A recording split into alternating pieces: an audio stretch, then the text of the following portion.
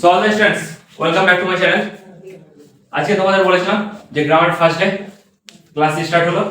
তো ফার্স্ট আমরা কি একদম বলেছি তোমাদের প্রথম ডে বেসিক থেকে একদম অ্যাডভান্স লেভেল পর্যন্ত পড়াবো। তো বেসিক আমাদের বেসিক বলতে কি একদম বেসিক স্টার্ট করব। প্রথম কথা আমি তোমাদের কিছু কথা বলে রাখি, যখন একটা তোমরা ব্রিজ দেখবে, ব্রিজটা যেমন গোড়াটা যখন কি করা হয়, গোড়াটা একদম চওড়া করে করা হয়, কারণ ব্রিজটা যতই সরু হোক কিন্তু গোড়াটা দেখবে তার থেকে 3 গুণ চওড়া হয়। যেমন একটা বিল্ডিং যেমন বানানো হয় সেটা হতে পারে 10 ইঞ্চি একটা গাঁথনি দেওয়া আছে, কিন্তু তার সাইডটা কতটা করা হয়, নিচেটা ভিতটা যদি দেখো তাহলে 30 ইঞ্চি মিনিমাম থাকে। তো ঠিক সেম ভাবে আমাদের গ্রামারটা ইংলিশটা আমাদের বেসিকটা খুব মজবুত হওয়া দরকার, তাহলে তোমরা সঠিকভাবে শিখতে পারবে। কারণ বেসিকটা আমাদের মজবুত না হলে তুমি এখন বলবে যে আমি টেন্স জানি, টেন্সে তুমি present tense, past tense, future tense তুমি টুকটাক জেনে নিলে, তারপরে কি হয় শেষে যখন তুমি ভয়েস চেঞ্জ করো, অ্যাকসেন্ট চেঞ্জ করো, তখন প্রচন্ড পরিমাণে তোমার অসুবিধা হয়। সেই হিসাবে আমরা কি করবো, একদম বেসিক থেকে স্টার্ট করবো, একদম ভাইল থেকে যাকে বলে সেম ভাবে স্টার্ট করবো। সিম্পল কথা এবিসিডি থেকে স্টার্ট করবো। তো ডে 1 আজকে স্টার্ট, তো ডে সেই হিসাবে আমরা কাজ করবো। যেমন ধরো আজকে তোমরা ফার্স্ট ডে, তোমরা ক্লাস 1 এ পড়ছো, ঠিক সেম ভাবে। তো স্টার্ট করা যাক। ফার্স্টে আমাদের কি রয়েছে, টোটাল অ্যালফাবেট সংখ্যা কত ইংলিশে 26। এটা তো সবাই জানে, তোমরা এবার হাসবে যে স্যার কি শেখাচ্ছে এগুলো। প্রথম আমরা কি বলেছি বেসিক থেকে, কারণ একটা ব্রিজ বানাতে গেলে তোমাদের একটা মজবুত গোড়া দরকার, সেই গোড়াটা আমরা বানাবো। তো প্রথমে কি রয়েছে, প্রথমে আমাদের এবিসিডি অ্যালফাবেট টোটাল রয়েছে 26 নাকি, বলো না কিছু, কতগুলো রয়েছে? 26টা। তাহলে তারপরে এবার 26টা যে আমাদের অ্যালফাবেট রয়েছে তার মধ্যে আমাদের দুটো ভাগ, একটা হচ্ছে ভায়েল আর একটা হচ্ছে কনসোনেন্ট। ভায়েল কতগুলো? 5টি। ভায়েল রয়েছে আমাদের 5টি। এবার প্রথম কথা যে ভায়েল কাকে বলে, আমরা জানি যে ভায়েল 5টি আর হচ্ছে কনসোনেন্ট হচ্ছে 21টি, কিন্তু আসলে আমরা বেশিরভাগ লোক জানি না। যদি জিজ্ঞেস করা হয় কোশ্চেন এরকম যে আসলে হোয়াট ইজ ভায়েল, তখন আমাদের মুখ বন্ধ। তখন কি হয়, আসলে ভায়েল সেটাই যে যেটা আমরা স্বরের মাধ্যমে কোনো উচ্চারণ করতে আমাদের হেল্প করে। কারণ তুমি নিজে হিসাব করো ভায়েল কোনগুলো, এ ই আই, তারপরে ও ইউ, এই 5টা। কিন্তু এই 5টা ছাড়া আমরা কোনো ওয়ার্ড উচ্চারণই করতে পারবো না। তোমরা নিজেরা বলো কোনো ওয়ার্ড উচ্চারণ করতে পারবো? তোমাকে আমি বলছি, একটা ডিরেক্টলি বলছি এম কে, তারপর হচ্ছে এস টি, বলো এটাতে কোনো ওয়ার্ড তৈরি হবে? হতে পারে না। এটা জাস্ট কোনো ফুল ফর্ম আসতে পারে, কিন্তু এটাতে কোনো সিম্পল ভাবে কোনো ওয়ার্ড আসতে পারে না, তুমি উচ্চারণ করতে পারবে না একটা ওয়ার্ড একসাথে। এবার দেখো, কিন্তু তোমরা একটা জিনিস মাথায় রাখবে, উইথআউট এ ভার্ব মানে without a vowel we can not make a word. মানে আমরা কোনো মতে কোনো একটা শব্দ তৈরি করতে পারবো না ভায়েল ছাড়া।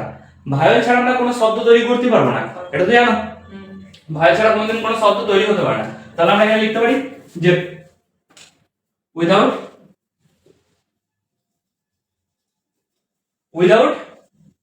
vowel we cannot make a single word, মানে কোনো আমরা শব্দ তৈরি করতেই পারবো না। কিন্তু with a vowel, just single vowel without consonant we can make a word, just like I mean, I মানে কি, আমি, আই মানে হচ্ছে আমি। তাহলে দেখতে পাচ্ছ আমরা শুধু ভাইতে কিন্তু কোন একটা সেন্টেন্স বা ওয়ার্ড তৈরি করতে পারি। তো সেম জিনিস যে আমরা আইতে কিন্তু ওয়ার্ড তৈরি করতে পারি, ভাইতে ওয়ার্ড তৈরি করতে পারি, কিন্তু কনসোনেন্টে কোনদিন ওয়ার্ড তৈরি করতে পারি না। বুঝতে পারছো তো জিনিসটা? তো সেম আমাদেরকে, তাহলে দেখো আমরা ভায়েল আর কনসোনেন্টের মধ্যে ডিফারেন্স বুঝে গেলাম। কনসোনেন্ট কটা থাকলো তাহলে 21টা, ভায়েল 5টা বাদ দিয়ে হচ্ছে কনসোনেন্ট 21টা। তো দেখো তোমাদের নেক্সট পয়েন্ট কি রয়েছে, প্রথমে আমরা তো ভায়েল তারপর কনসোনেন্ট জেনেলাম। আমরা তো জানলাম একটা ব্রিজ কিভাবে বানাবো, সেটা গোড়াটা কতটা মজবুত হওয়া দরকার সেটা জানলাম। এবার যে ব্রিজটা বানাতে গেলে কি কি আমাদের জিনিস লাগে, ম্যাটেরিয়াল প্রয়োজন, সেগুলো এবার শিখতে হবে আমাদের। ফার্স্ট হচ্ছে ওয়ার্ড, কারণ এবার ম্যাটেরিয়াল, কারণ তোমরা দেখো লেটার জেনেলাম, লেটার কিভাবে আসছে, আমরা ইট বালি পাথর জেনেলাম, কিন্তু কয়েকটা ইট নিয়ে তৈরি হচ্ছে কি একটা দেয়াল। ঠিক সেম ভাবে আমাদের কি আছে এখানে, কয়েকটা লেটার নিয়ে তৈরি আছে ওয়ার্ড। ফার্স্ট কোশ্চেন কি আসছে, what is word, what is word. তাহলে ওয়ার্ড কি আছে কোশ্চেনটা, যেটা বললাম যে কয়েকটা লেটার নিয়ে যখন আমাদের একটা ভাষার একটা রূপ প্রকাশ পাচ্ছে, ভাষার একটা রূপের জন্য একটা শব্দ, কয়েকটা শব্দ তৈরি হচ্ছে, সেগুলো হচ্ছে কি ওয়ার্ড। বুঝতে পারলে তোমরা? কারণ লেটার, বুঝতে পারলে তো ইমরান? হ্যাঁ। তো ঠিক সেম ভাবে এবার নেক্সট কোশ্চেন আছে হোয়াট ইজ সেন্টেন্স। কারণ হচ্ছে সেন্টেন্স, হ্যাঁ, হোয়াট ইজ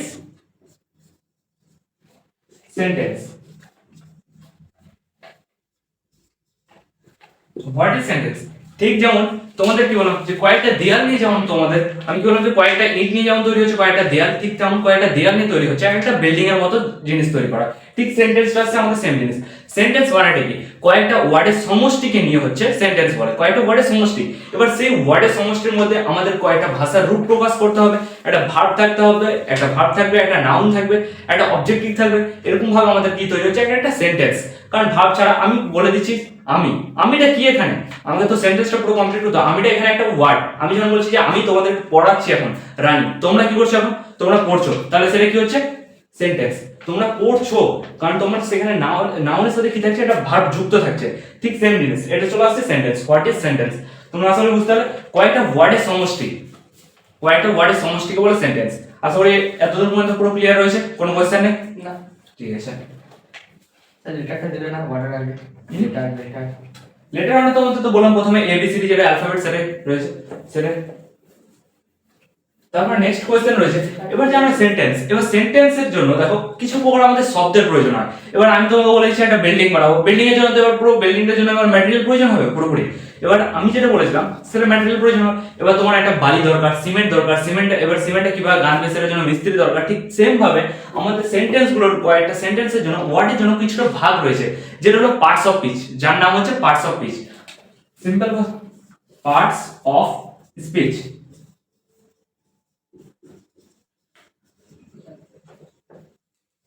তোমরা শব্দের মধ্যে কি পাচ্ছ? Parts of speech. মানে স্পিচ মানে কি?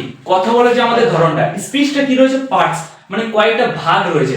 সেই পার্টস অফ স্পিচ সেটা কত প্রকার রয়েছে? 8 প্রকার। সেটা আমাদের কত প্রকার রয়েছে? Types of parts of speech. Total types of parts of speech 8। ঠিক আছে, টোটাল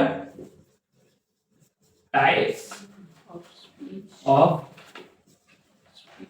পার্টস অফ স্পিচ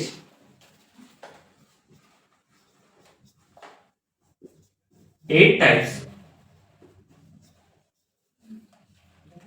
তাহলে কি বললাম তোমাদের? Total types of parts of speech রয়েছে 8 টাইপস। তো এই টাইপস এর মধ্যে এবার তোমাদের কয়েকটা ডিফারেন্স রয়েছে, সেই 8 টাইপস গুলো আমাদের জানতে হবে। প্রত্যেকটা টাইপস আমাদের ভালো মতো জানা দরকার, কারণ প্রত্যেকটা টাইপস কি করবে? আমাদের একটা বিল্ডিং তৈরি করতে। ঠিক তেমন আমাদের স্পিচ মানে যে আমাদের যে ভয়েসটা রয়েছে, আমাদের যে ইংলিশের স্ট্যাটিকটা রয়েছে বা গ্রামাটিক্যাল যে আমাদের ভয়েসটা রয়েছে সেটা পুরোপুরি ঠিক হবে। তোমরা যদি খেয়াল করো তাহলে কিন্তু আমরা কেউ গ্রামাটিক্যালি কেউ আমাদের যে নিজস্ব ল্যাঙ্গুয়েজটা কি রয়েছে বেঙ্গলি, তো আমরা কেউ গ্রামাটিক্যালি বেঙ্গলি বলি না। ঠিক তেমন আমরা ইংলিশটাও কেউ বলি না। কেউ কেউ বলবে ইংলিশে কথা বলবে, তখন কেউ ইংলিশ বলছে, কিন্তু ইংলিশের গ্রামার তুমি যদি ওদের চেক করো তাহলে সব বিষয় এক করে দেয়, যাকে সিম্পল কথা বলা যায়। গ্রামারের তো কোনো কিছু থাকেই না তাদের লাইনের মধ্যে।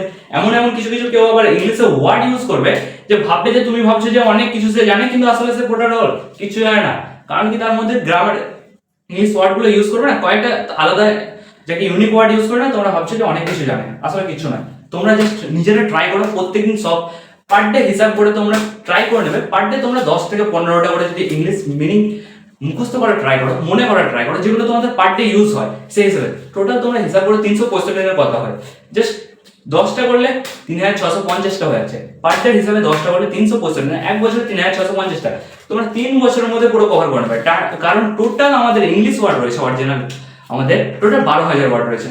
মানে টোটাল কত হলো বললাম? 12,000 ওয়ার্ড। মাত্র ইংলিশ ওয়ার্ড রয়েছে 12,000। তোমরা নিজেরা হিসাব করো, যখন আমরা বাংলাতে আমাদের নিজেদের ল্যাঙ্গুয়েজে বা হিন্দিতে বা আমরা সংস্কৃত ল্যাঙ্গুয়েজে যখন ধরো আমি বলছি আমার বাবার ভাইকে আমরা কাকা বলছি, মায়ের ভাইকে আমরা মামা বলছি, কিন্তু ইংলিশে তোমরা যদি বলো আঙ্কেল বলো, এন্ড দি এন্ড ওখানে তোমার জাস্ট আঙ্কেল ওয়ার্ডটা ইউজ করো, দি এন্ড ওখানে। আবার তুমি ঠিক আমার মায়ের বোনকে মাসি বলছি, আমার বাবার বোনকে পিসি বলছি, কিন্তু তুমি ওখানে আন্টি বলো, সমাপ্তি, ওখানে তোমার ইংলিশ ওয়ার্ড শেষ।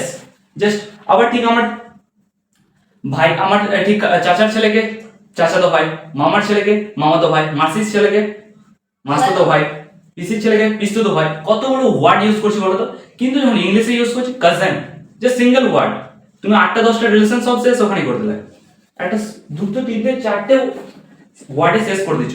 ঠিক সেম জিনিস কিন্তু আমাদের পার্টস, তাই না বলছি তোমরা পার ডে 10টা থেকে 15টা ইউজ করার চেষ্টা করো। তোমরা 3 বছরের মধ্যে পুরো কভার করতে পারবে, জাস্ট 10টা করে যদি করো, বেশি করার দরকার নেই।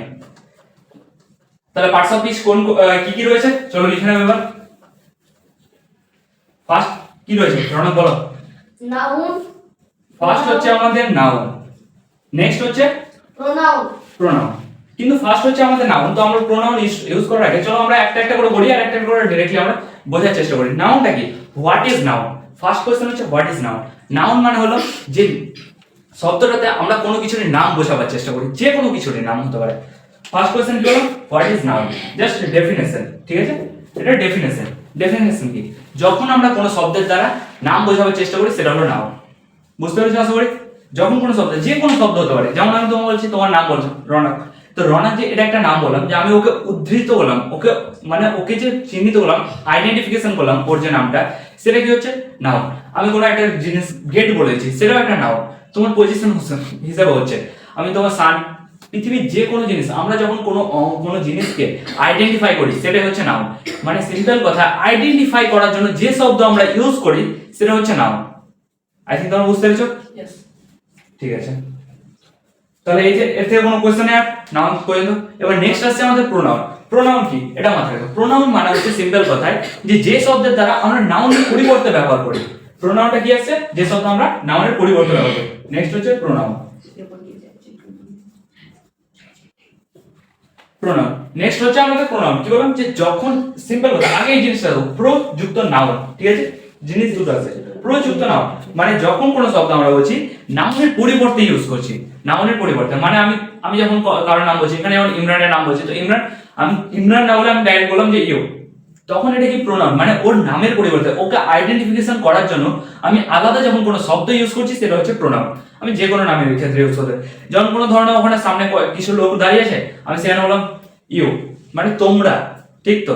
ঠিক যেমন তোমরা, আমি কি বললাম যে বাংলাতে ঠিক যেমন এটা দেখো, তুমি বললাম, এখানে আলাদা জিনিস আছে, কিন্তু আবার বাংলাতে তোমরা বলছি, কয়েকজন যখন থাকছে সেটা আলাদা, কিন্তু ইংলিশে ইউ, সবাইকে ইউ এর সমাপ্তি করে দিচ্ছি। ঠিক সেম জিনিস যখন আমরা আলাদা কিছু কোনো জিনিস করলাম, ইট মানে এটা, দিস এটা, এগুলো কি? প্রোনাউন। মানে যে যখন কোনো জিনিসকে আইডেন্টিফিকেশন করার জন্য আর একটা না আলাদা ওয়ার্ড ইউজ করছি সেটা হচ্ছে প্রোনাউন। বুঝতে পেরেছো? তারপরে